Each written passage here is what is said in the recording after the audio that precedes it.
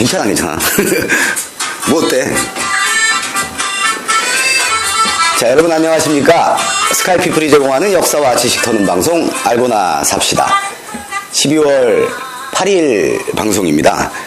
오늘은 1863년 조선으로 여러분을 모시겠습니다. 1863년 12월 8일 조선의 25대 임금인, 조선의 임금 중에 뭐 가장 비운의 제왕 이런 소리를 듣는 강화도령 철종이 오늘 죽습니다. 별세합니다. 그래서 오늘은 이 철종에 관한 이야기를 잠깐이 아니지 여러분과 나눠보도록 하겠습니다. 이 철종은 조선의 25대 임금이고요. 사도세자 쪽 라인입니다. 그 사도세자의 서자인 은원군의 손자입니다. 1849년에 19살의 나이에 갑자기 조선의 왕으로 등극을 했다가 33살에 죽습니다. 약 15년 정도 재위기간에 있었고 후사는 없습니다. 딸은 있어. 옹주 하나가 남아있는데 일단 왕위를 이을 후사가 없고요.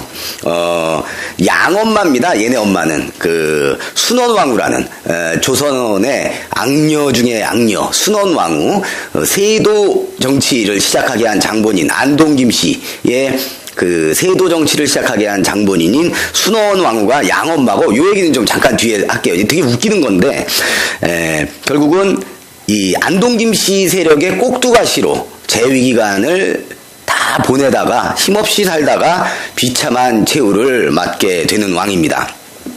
철종은 왕으로 등극하는 과정이 아주 특이합니다.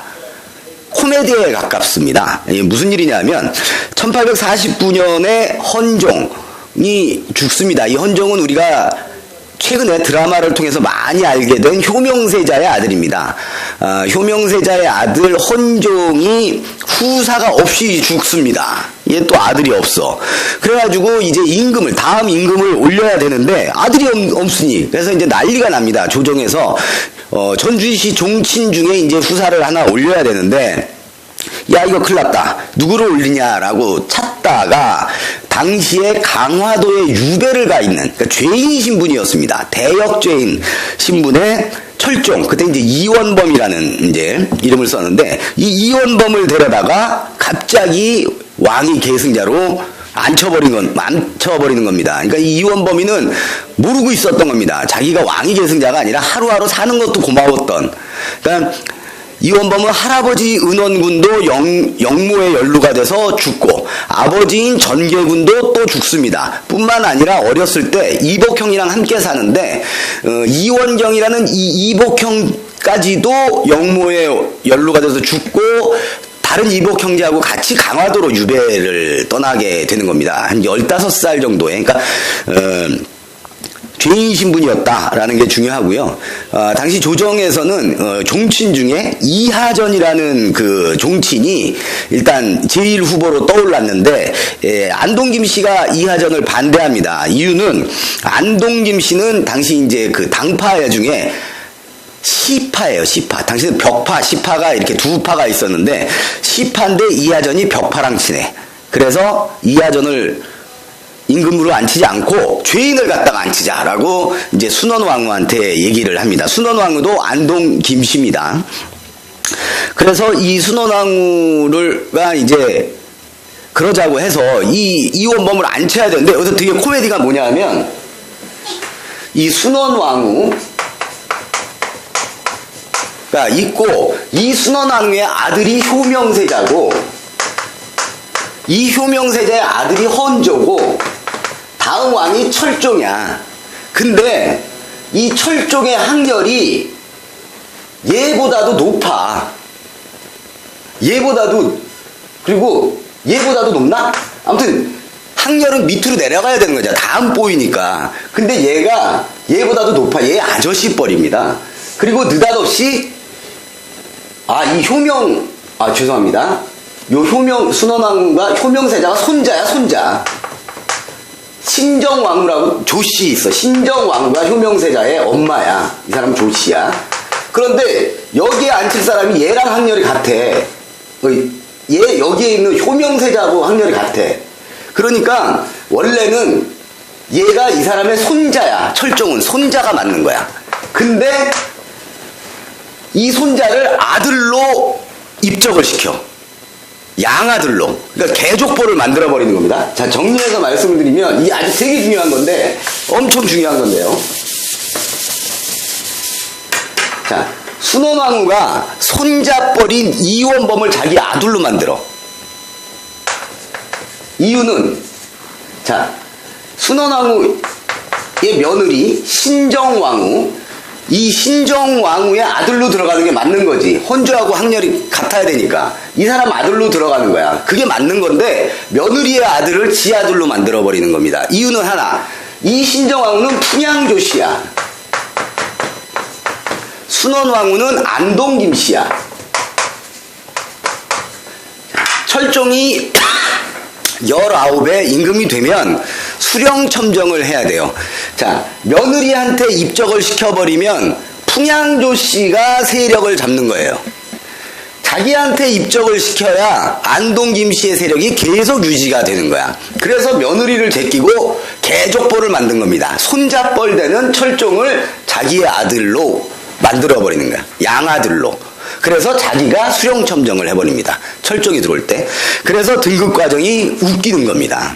아주 조선에 내에서 조선사뿐만 아니라 우리 역사 통틀어서도 이렇게 시대의 코미디에 가까운 왕위 등극은 거의 없었죠. 그래서 어쨌든 이렇게 해서 안동 김씨의 세력하에 임금이 등극을 하고 이제 소나기에서 놀아나는 겁니다. 이 순원왕후와 이 안동 김씨에 의해서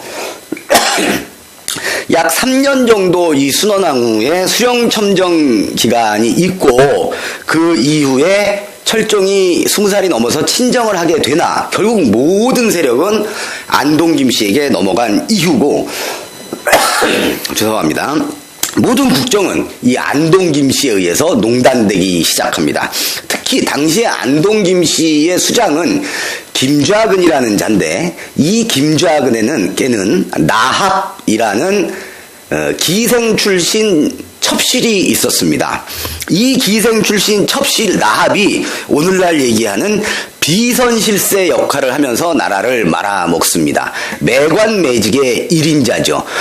기생 출신이기 때문에 본인의 가문은 한미할 거나 이제 나주 지역에 있는 친척들 다 데려다가 벼슬 시키고, 그 다음에 매관매직이 어느 정도 극에 달하냐면 기록에 의하면 한 달 동안에 한성판윤을 3번을 갈아치웁니다. 돈 받고.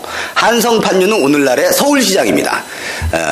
박대감이라는 사람이 한성판윤을 하고 있었는데 어느 날 이대감이 와서 금은보화를 나합에게 바치면서 마님 이러면서 얘기를 했어. 그랬더니 남편한테 그날 밤에 얘기를 해. 그래서 김좌근이 박대감을 이대감으로 갈아치웁니다. 금은보화를 받고. 박대감이 억울해. 금은보화를 다 모았고 일주일인가 열흘 뒤에 다시 나합을 찾아갑니다. 그랬더니 지난번 이대감이 준 것보다 훨씬 좋은 걸 갖고 왔어. 그랬더니 또 이걸 받아가지고 그 다음에 다시 이대감을 박대감으로 다시 바꿔버리는 이런 또 웃지 못할 말도 안 되는 짓거리를 합니다. 이 나합이 안동김씨 김좌근과 함께. 그러니까 나합이 결국은 김좌근이 남편이니까 이 지랄을 한 거죠. 오늘날의 국정농단, 비선실세의 개판 아주 똑같습니다. 바꿔 말하면 역사가 주는 교훈은 그런 거죠. 권력은 절대로 어느 한 집단이나 개인에게 집중돼서도 안 되고, 집중된다 하더라도 그것이 더더욱이 권력이 사유화되면 안 된다라는 교훈을 바로 이 철종시대에 우리에게 한번 교훈을 한번 주는 거죠. 역사는 반복되는 겁니다.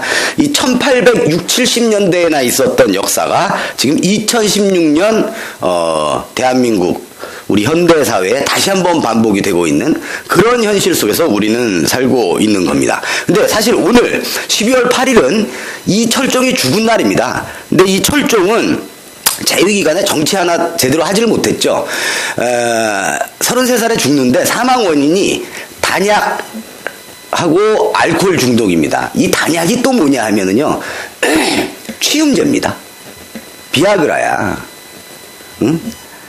안동김씨 쪽이 이 어이들을 다 포섭을 해서 맨날 이 철종 임금에게는 정치나 이런 거 관심 못 갖게 맨날 술 먹이고 전국에 있는 이쁜 여자들 뽑아다가 그 옆에다 앉혀놓고 술 먹이고 이 단약이라는 취음제를 처방을 해서 먹인 겁니다. 이 단약을 먹으면 우리가 흔히 얘기하는 황홀경에 빠지게 된다고 하는군요.